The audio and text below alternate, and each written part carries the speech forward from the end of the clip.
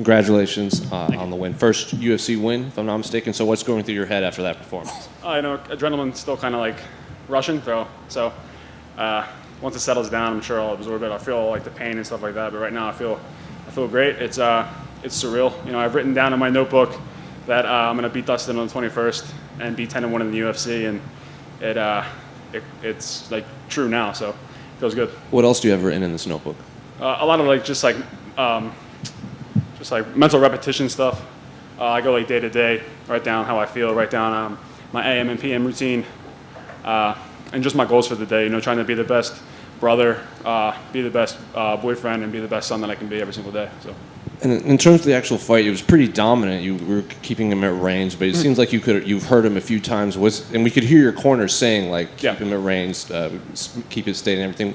Was there any point in the fight that you just wanted to just rush in, maybe, and kind of put him away? Because it seems like there were moments you hurt him pretty bad. Yeah, you know, I don't really. It's weird. Like when you're in there, you don't recognize it until like afterwards. Like I recognized like 3 times that they were telling me he's hurt, and I'm just like, damn, you know, I really wish I could like just zone in and focus in and see that.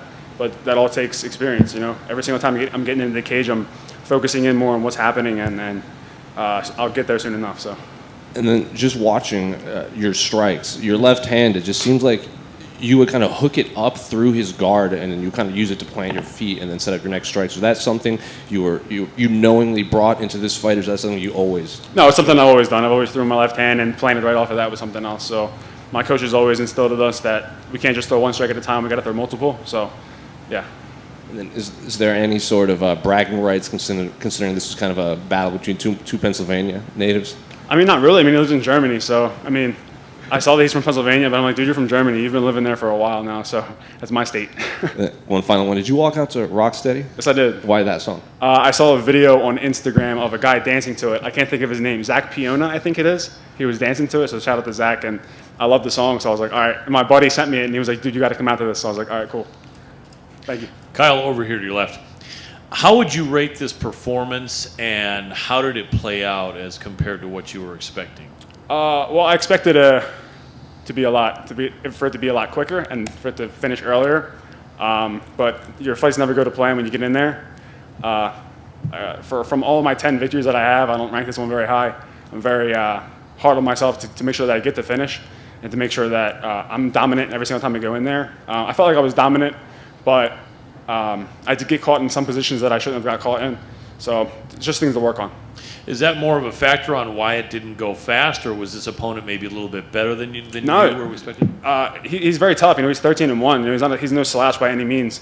But I'm confident in my ability to go in there and finish every single time. And when it doesn't happen, you know, it for some fighters, when they go in there and they don't finish, it mentally drains them and they lose the fight. But you know, for me, when I go in there and if I don't get the finish, I don't get the finish. It's no big deal. But I'm going to work for it every single time, even if it doesn't come.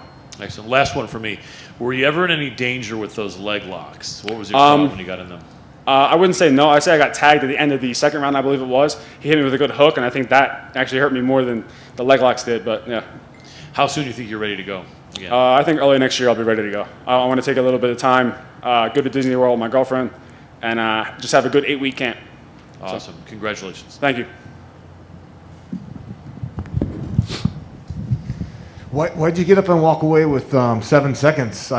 It seemed like it was more like a merciful move, right? You weren't exhausted or anything.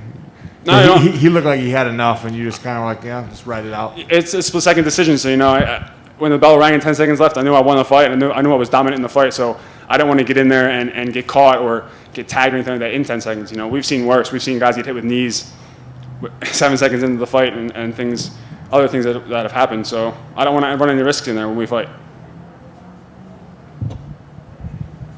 Yeah, man, I was thinking like he doesn't need another one. But part of me was also thinking like, well, we know how these judges are. Like maybe they hear the 10-second warning and they just barely look up and start paying attention. But obviously they scored it for you, totally dominant. So awesome performance. Thank you.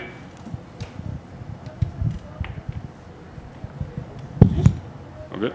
Thank you, everybody.